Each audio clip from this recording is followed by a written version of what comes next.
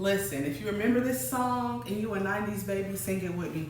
D, I won't do drugs. A, won't have an attitude. R, I will respect myself.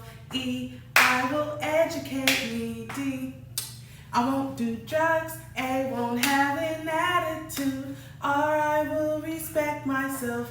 E, I will educate me now. I will dare. I know that song is corny, but that song literally sticks with me to this day. And I learned this song in elementary. D.A.R.E was this thing where the police would come to your school with this like person dressed up like a D.A.R.E animal. I think it was a dog or something. And they would come and teach us about the dangers of drugs. I think it was like a week-long process. They would teach us about the dangers of drugs, what drugs were. They would introduce us to a lot of drugs that most of us hadn't even heard of. Then they also told us that alcohol was a drug, which made us be like, oh dang, my parents drink alcohol. So they just kind of gave us open dialogue about drugs, and then they taught us a song to teach us not to do drugs. And then we had to perform the song in front of the whole school, and that's how we graduated there. And I think I went through D.A.R.E in like 3rd grade, 4th grade, and 5th grade, something like that. But anyways, the indoctrination of that song was so real, but I still understand that so many people did not follow along with it, me included. Now, I tried to. I actually did not have my first drink until my 20th birthday party, but I still drank. And I wound up actually becoming addicted to alcohol by the time I was 29. And I didn't have my first smoke till I was 22, but I still smoked. And I became addicted to it. So I think that they were on the right path by introducing us to this or whatever, to letting us know the dangers of drugs and alcohol. But where they fell short and where our parents fall short is actually explaining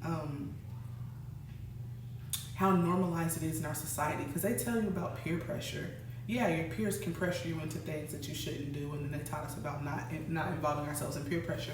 But what if it's not peer pressure? What if you watch your parents do it all the time and that's what makes it normal to you? What if your grandma always got a blunt in her mouth?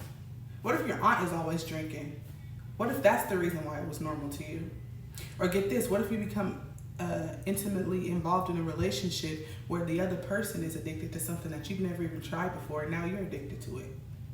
There's multiple different ways besides just peer pressure to start doing drugs and alcohol. And I think just us realizing that if we're going to be biblically sound as well, because I'm a Christian and I firmly believe in all the promises God has told us in the Bible.